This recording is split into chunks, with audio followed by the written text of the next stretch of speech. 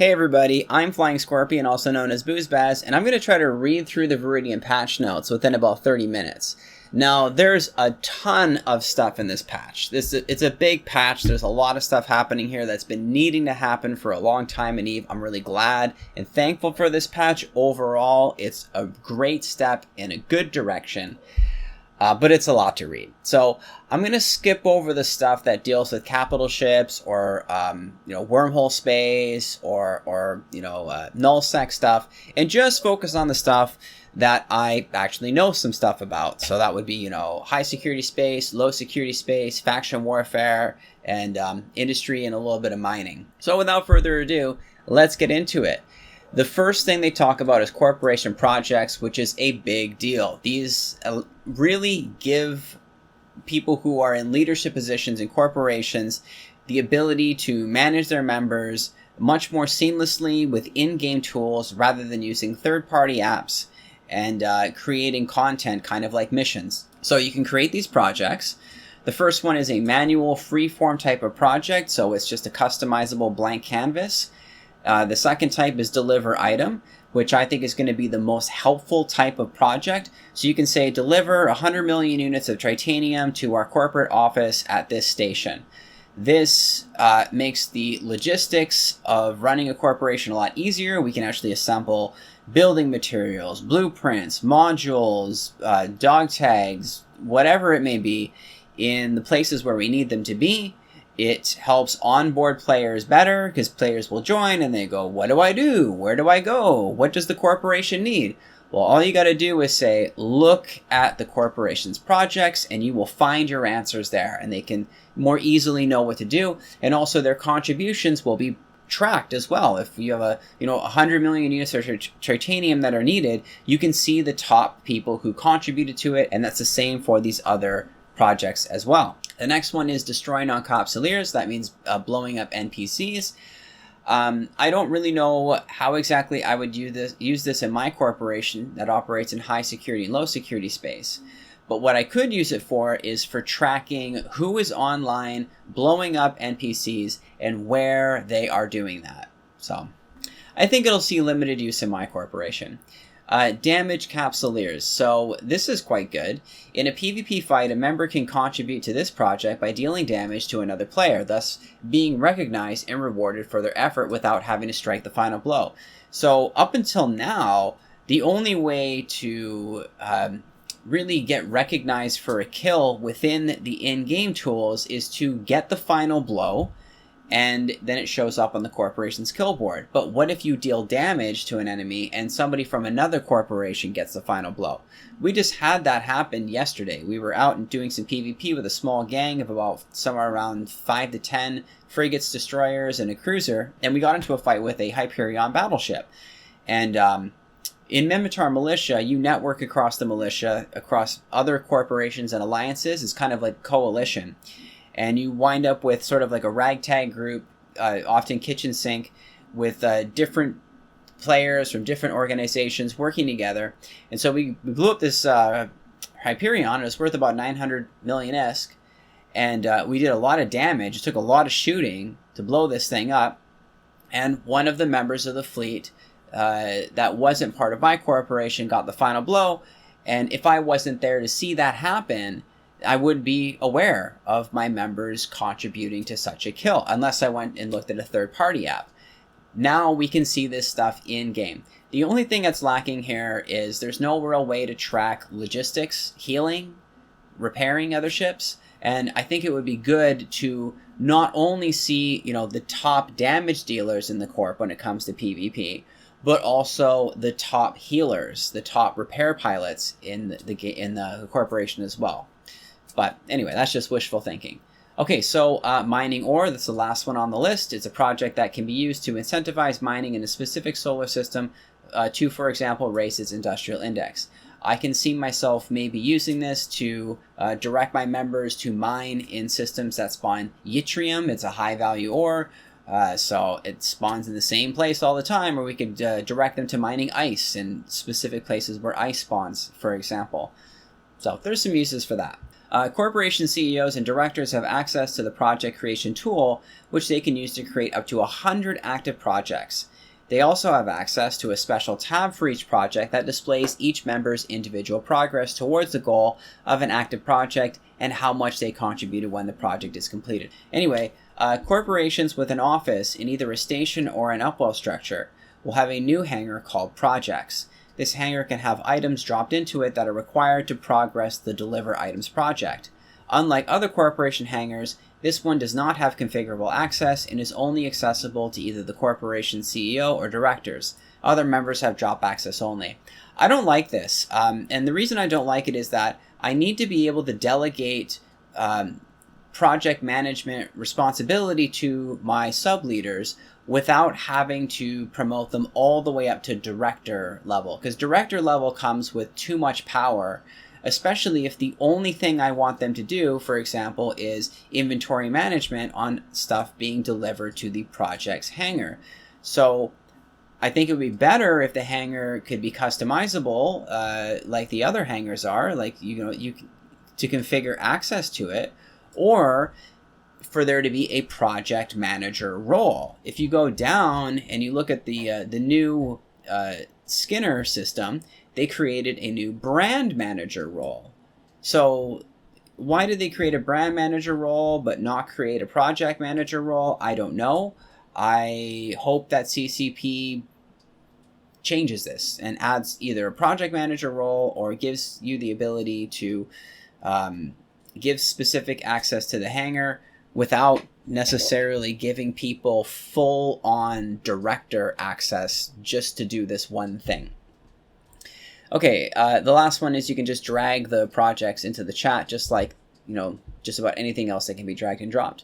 Air opportunities. So the projects tab and the air opportunities window are inherently linked.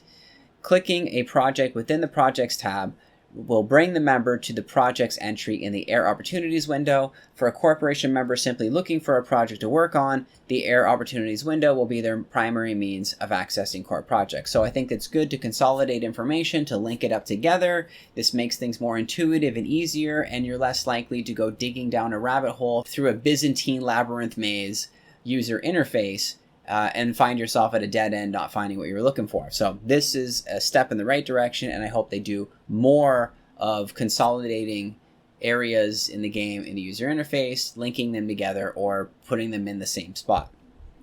Okay, corporation loyalty points. Long story short, corporations will be able to tax loyalty points. This is a big deal for factional warfare corps because that's pretty much the only thing you can get paid in is loyalty points. And we got a lot of players that are sitting on millions of loyalty points that, are not liquidating it. And so having the ability for them to somehow get those loyalty points into the hands of directors or CEOs that are willing to or capable of taking those loyalty points on a mass scale and doing something of value with them is good. It's very good. It also helps the corporation pay for things like, for example, ship replacement programs or to fuel their structures and stuff like that. Without the ability to tax loyalty points, faction warfare corporations really struggle to pay for their stuff. So this is really good. SKINR, okay, so these are skins that you can apply to your structures. So now you can brand your structures with your colors. Need I say more? I don't think so. It's pretty straightforward. Tax reforms. They're making changes to tax reform. So if you own a structure and you set the tax rate at 10%, the current system, as of right now before Viridian, is that 50% of the tax will go to you and 50% of the tax will just get deleted from the game as an economic sink. And it creates a situation where people don't really want to raise their taxes because let's say you want to generate revenue from your membership. If half of the money just gets deleted and then the other half gets put into the corporation's coffers, you're raising more money to benefit the corp members as a whole, but it's coming at the cost of deleting more ISK from their wallets at the same time, which is kind of a perverse incentive. So this is better now. They're changing it so that it's only 0.5% that gets dumped into the economic sink, and that is a flat rate. It doesn't go up, it doesn't go down, it's fixed, 0.5%. So you can set your tax rate to 10%, and everything beyond the 0.5% that gets deleted will all get put into your wallet and go into the economic circulation. Now, EVE Online and CCP, they have an issue with they need to have a better way of removing ISK from the game because there's a growing money supply and it leads to inflation. And, I think that there's ways of doing that, like, for example, a wealth tax on ISK, but it's up to CCP to figure out how they want to deal with that. Industry job installation fees. Let's get into it. All taxes for industry jobs will be applied directly to the new estimated item value instead of the system cost index adjusted estimated value. That's pretty good. This change means that facility owners in low index systems can set their taxes to a very low value but still gain a meaningful income while still staying competitive. Adjusted industry facility tax in NPC stations from 0.25 to 10%. I don't really like this because my corporation is small and we are not big enough yet to defend our own structures.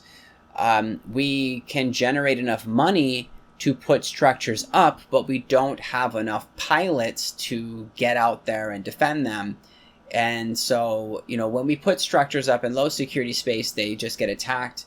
And I was thinking about having us use an NPC station instead in low security space to build our stuff because that won't get blown up. But now I really don't want to do it because the tax rate is going to go up. So I don't know. Now we're going to continue to rely upon other people's structures. So I'm a little bit disappointed in that, but hey, this is to incentivize people to move away from NPC structures and use player-owned structures instead. All right, so they're adjusting alpha clone taxes from 0.25 to 2%, added a 0.25% tax that goes to the SCC. That means money that gets deleted from the game. The maximum tax that can be set for industry services will be capped at 10%. You can now adjust your fees to 2 decimal places rather than to being limited to 1. We will be setting all current player-owned tax profiles to 0.25%. This will need to be adjusted by facility owners as they see fit.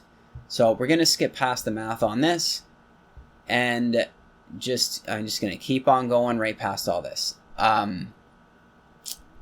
NPC stations and monuments. So there was a hidden mechanic underneath the hood where the more NPC stations in a system, the lower the system cost index would be. And so you could put lots of manufacturing in that system and it wouldn't drive the system cost index up as fast as it would in systems with very few or no NPC stations in them. So they're going to be removing that mechanic from the game. Not a lot of people knew about it, and this levels the playing field.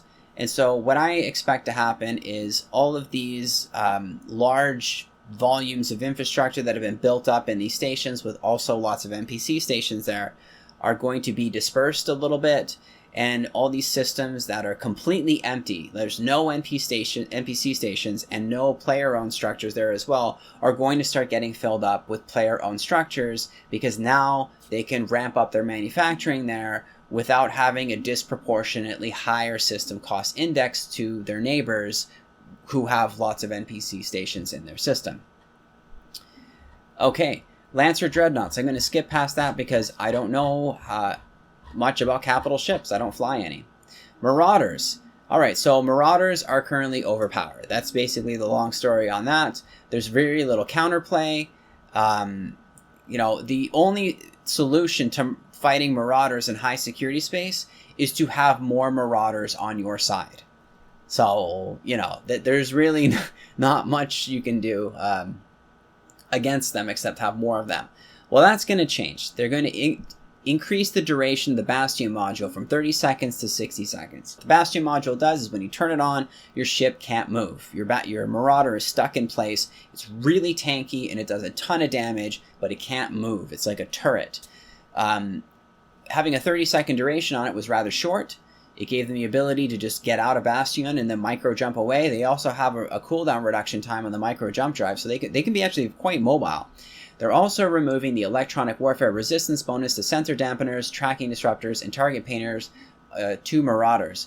So before, they were just too tough to interfere with. Now you can bring cost-effective, cheap frigates with EWAR bonuses, tracking disrupt or sensor dampen the Marauders, and reduce their ability to apply damage to you, and use cost-effective solutions to deal with them instead of just bringing more Marauders. So I'm excited for this. This is good. Okay, the Kronos is currently the weakest performing of the Marauders, so they're going to make some adjustments to it. They're going to give it a mid slot at the cost of a high slot to give it a little more flexibility. They're shifting some of the structure HP into armor HP, which gives it a bit of a better ability to armor tank itself. I guess you should say it's got a little more armor buffer there. But that might not be enough, right? It's like, well, here's the issue with the Kronos. It's a Marauder. It has bonuses to hybrid turrets. Large hybrid turrets are either railguns or blasters. And railguns have been considered to be not really worth using. Large railguns, that is. And so if you're flying a Kronos, you're going to be flying it with blasters. And blasters are very high damage, but very short range. So you've got this ship that's big and powerful, but you want to use the Bastion module, which makes you stop and sit still and be a turret. So you burn in, get in range, Bastion up, start blasting things. Things will die if they're close to you, but things are going to move away. And then you have to turn off your siege, get out of siege mode, burn back into range again, turn on your Bastion module, and this is just not a good way for things to be if you're flying a Marauder. So they're going to buff hybrid turrets. So if I can find it down here, let me just find it here. Large railguns, they're going to buff railguns specifically, with a 15% bonus to tracking speed and a 15% bonus to rate of fire. This puts the tracking somewhere between large beams and large artillery, and the rate of fire will improve their DPS without giving them too much alpha. So artillery will remain king of alpha, beams will have better tracking, and railguns will be somewhere in the middle. So I think this is actually really great. It's going to be good for creating more diversity in the game and the types of ships that people will play, not just in terms of the Kronos, but in other large railgun platforms. So this is good. The Vargur. So the Vargur is performing the best out of the Marauders, so it's going to get a nerf. I like to play with the Vargur once in a while in high security space running missions. So here comes the nerf bat. They're going to trade off a high slot for an extra low slot, so that's kind of interesting. They're going to decrease the shield HP and increase the armor HP, so they're both the same, 7,800. Interesting. And they're going to nerf the 7.5% bonus of shield booster amount to just 5%, which is a significant nerf. You're going to feel that. The ship's going to be less tanky. But they're also going to give it a 5% bonus to armor repair amount, which is interesting. So now you can armor tank or shield tank, or both on your Vargur. This makes it more flexible. I was in a Wormhole Corporation for a while, and they were talking about how they had used a Vargur with both ancillary armor repairs and ancillary shield boosters, and they were using Blue Pill and whatnot to boost its tank ability, and it was very, very tanky, and it stayed on the fight for way longer than they were expecting it to. And they were impressed with dual tanking armor and shield on the Vargur. That was before this update. So now it's going to be even better at doing that. So there's more reason for people to try that tactic out. I don't know what I'm going to do with the extra low slot. I use mine mostly for PvE content. But this is interesting. I'm looking forward to trying it out. Currently, the Paladin is extremely dominant compared to other Marauders in very large-scale fights. We're lowering the optimal range per level bonus slightly to reduce its dominance. It seems fine to me. They're going to be adjusting the mass of the Marauders as well. Marauders are particularly dominant in wormholes due to their high power to mass efficiency. We're increasing the mass to be closer to Black Ops battleships. This will mean that players need to be slightly more cautious about the number of Marauders they can bring into wormhole space. In addition to increasing the mass, they'll also buff the agility so they keep a similar align time as before the patch. Battleships. I'm really excited for these changes. The Roke currently shares an 865 slot layout with the Maelstrom, which outperforms it as a shield brawler. By increasing the Roke to 7 mid slots, the goal is to give it more flexibility when blaster brawling over the Maelstrom. At the same time, we're also giving it a bit more fitting space and a much bigger drone bay with a similar increase to drone bandwidth, which will add to its utility, especially when up close. Longer range fits will benefit from the extra utility your tank of the 7th mid slot provides, especially when combined with the large railgun buffs. So the Rogue will be more prevalent. Railguns are getting buffed, the Rogue is getting buffed, which is good. It's going to get an extra mid slot with one less low slot. It's going to have a little more drone bandwidth, so it can field, 1 large and 4 medium drones. It increases the drone bay, so it can carry quite a few drones now, and more fitting space. So that's good. The Maelstrom. This is the one that I'm excited for as a Minmatar pilot. We're generally happy with the Maelstrom's identity as a shield-boosting, brawling projectile platform. It just needs a bit more power. We're improving the Maelstrom's speed, shield boost bonus, and scan resolution. Both the velocity and scan resolution were a little on the slower side for a Minmatar ship, especially when compared to the Hyperion. So they're increasing the shield boost bonus from 7.5 to 10% per level. So the Vargur, by comparison, is getting nerfed from 7.5 to 5% shield boost. The Maelstrom is getting buffed from 7.5 to 10% shield boost. That's pretty big. And its velocity is getting increased by about 20%, and it's getting a small bonus to its scan resolution, which allows it to lock onto targets faster. A 20% bonus to velocity is nothing to sneeze at. That's pretty good. I think you're going to feel that and notice that when you're piloting this ship. People will probably be flying these Maelstroms a lot more right after the patch, but for how long the Maelstroms are being used more in space, I don't know. It's a good ship for being relatively cost effective as being a hero tank for busting up gate camps. If you're going to fly a Maelstrom, one thing that I would advise you to do is keep in mind that it has no bonuses to damage application. No tracking speed bonuses, no range bonuses. So it's pretty easy for stuff to get under your guns. You're going to probably want to have either some depleted uranium, or I think it's either carbonized lead or titanium sabot to increase your tracking speed by 20%. And you might not necessarily want to have the highest caliber weapons, like instead of maybe 1600 millimeter artillery or 800 millimeter autocannons, maybe drop it down by 1 or 2 calibers so you can get better damage application.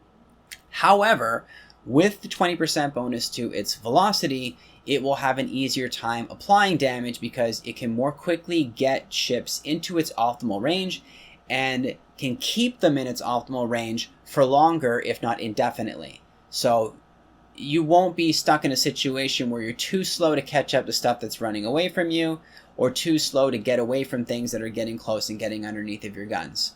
So it's going to be a lot better. I'm looking forward to it. We'll see what happens with the ship in the long run. I already talked about large railguns. 0-point mass entangler, that's more for wormholes, so we're not going to touch on that. Homefront Operations. So these are new PvE content, which is great. Anytime they add new PvE content, I think it's good, because when they add new content like this, it's like a puzzle, and a lot of the fun in EVE Online is solving the puzzle. But once it's solved, there's no more solving to do. It's, you can basically iron it out to a science. Like, go join an incursion fleet that and they've got an FC that's been doing this for a long time, for hours and hours a day, every day a week. You will see how quickly that stuff gets boring when people have mastered it and got it down to a science. So Homefront Operations present a new type of PvE activity. So these are new puzzles to solve. They're balanced around having a fleet of about 4 to 5 players. It's easily accessible to new players. It's going to be in high security space. It's not going to be a PvP type of thing where you go in and you get flagged as a suspect for going in there. At least I don't think that's going to be the case. It'll be a good place for veteran players to team up with newbies, teach them the ropes of fleet combat, how to do logi, how to do hacking, how to do mining while dealing with hostile forces shooting at you, hauling, tackling, and combat. So we're going to have 1, 2, 3, 4, 5, 6 different types. Is it just 6? Yeah, it looks like it's just 6 types of missions. But I'm looking forward to trying it out. I hope that the pay is flat up to 5 members, because when you look at faction warfare, for example, and you let's say you're going out there solo running complexes in like a large Navy 5 complex. If another friendly player joins you, you don't get paid less. You both get paid the same amount, up to 5 people being in the complex. And so this prevents a situation where someone's going, leave my complex, I was here first, because now you're cutting my pay in half. It increases the friendship machine. it makes people team up more and have a little bit more of a friendly disposition to one another and working together. And I think that's good for the health of the game. Then you look at stuff like Pochvin, Observatory Flashpoints is the same type of thing. You get paid the same up to a certain amount of people. Battlefields do the same thing. I think they even have the same thing in Incursions. I hope that they have the same thing with these Homefront Operations. Currently, after players finish their career agent missions, the next step is to just run regular missions, it seems. But regular missions, as soon as one player teams up with another player, they're both getting 50% of what they would make if they were just doing it solo, and high sec level missions are pretty easy to run solo. So, yeah. All right, ecosystem industry changes. So I'm not going to focus on this because I don't do capital ship stuff, but the life support backup unit and auto integrity preservation seal, these are used to make Navy issue ships. They're changing the components from tier 1 to tier 2, I think, planetary interaction stuff, so that reduces the volume that these things take. And they're going to be reducing the volume of all PI commodities by 50%, which is massive. If you go out and do PI, there's so much time spent moving things back and forth, hauling them around. This is going to significantly save time on that in that front there. More needs to be done with PI. It's far too much clicking. If you play video games for a long time, like I have for over 20 years, and you've, click, click, click, click, click, and you burn through some mouse, and you've also, let's say you've burned through some keyboards, because enough wear and tear in video games will wear down your hardware to the point of it being inoperable. If you keep doing that for a long enough time and click, you might end up getting arthritis in your hands like I have. And I cannot do PI anymore. Not because I'm incapable of mentally handling it, but because it's so much clicking, it literally hurts my fingers and I can't do it anymore. PI has far too much clicking, and I hope that they reduce it. It really is too much. Okay, yttrium asteroid count is being increased by 900%. Yttrium asteroids spawn in some very rare situations, like 0.5 security high security systems with the border to low security, and null security systems with the border to low security systems. And I think, blue AO stars found in null security and wormhole space. So there's not a whole lot of places where it spawns, but where it does spawn, it's valuable because it gets refined into Isogen. Correct me if I'm wrong, but there was a point in time, and even EVE Online in the past several years while I was taking a break from the game, where the developers took high security, low security, and null sec, and they attributed specific minerals to each region of space or each security level. So high security is where you get titanium and pyrite, low security is where you would get like Isogen, and null sec is where you would get stuff like Mexalon, for example. But because low security space is so friggin' dangerous to mine in, nobody would mine there. And I really don't blame anybody for doing that. Like, some people do, they know what they're doing and they do it, but the majority of players really, they can't do it. They don't know what they're doing well enough, and they're not able to do it. They don't have a team to help them out. So they can't mine there. And so there's a lack of Isogen on the market. And so CCP has been slowly adding stuff to make it easier to get Isogen into the market. It's been a bottleneck in manufacturing. If you go to build a battleship, as of right now, before this patch being coming out, a big part of the cost, I think the biggest part of the cost, is the Isogen. So yttrium spawns in 0.5 security space, and it just turns into tons of Isogen, and they're increasing the amount available. So there you go. They're going to make molecular condensers more affordable by adding them to the loyalty point store. So that's good. Let's continue on. And they're adding better visual effects. So there we go. There's more lights on the ships. There's going to be new explosion effects on the missiles. They look really beautiful. I'm just going to pause on one of them here. That just looks so good. I love that. Does that not look rad? New volumetric clouds. Space can look kind of empty. It can feel a little bit empty. This fills in the space. Marauders are going to have new lights that turn on when they go into Bastion mode or Siege mode. And there you go. So the game's getting prettier. So there you go. I've blasted through the patch notes, focusing on the stuff that I actually know about. I hope this was helpful to you. It is now time to say that I'm happy with the patch. I think it's good. The only two things that I really have an issue with is that you have to give director roles to people in order for them to do project management. I don't think that's good. Because you know what's going to happen? I'm not going to get people director roles, and I'm going to end up with more work on my plate now because I'm going to be the one doing all the work for project management. Ooh, yeah, I already have enough to do, so oh, yay! Yay for me. And then the other thing that I want to bring up was, you know, the changes to PI are good, but they really do need to reduce the amount of clicking. That's far too much clicking. Everything else that I've seen here is good. Oh yeah, and they should maybe have a way to track Logi repairing ships. Okay, that's it. I'm done. Thanks for watching. I want to say I'm recruiting. My corporation is called the Matari Moneymakers. We're all about flying Minmatar ships and making ISK. If you're interested, I'll leave a link down below to our Discord. And if you're new to EVE Online, I can hook you up with a free 1 million skill points with a referral code down below. You can click on that. Even if you've already started playing the game, you can still retroactively use that referral code and still get a free 1 million skill points, and I'll get some cool stuff as well if you use my referral code. All right, thanks for watching, everybody, and I'll see you in the next one. Bye.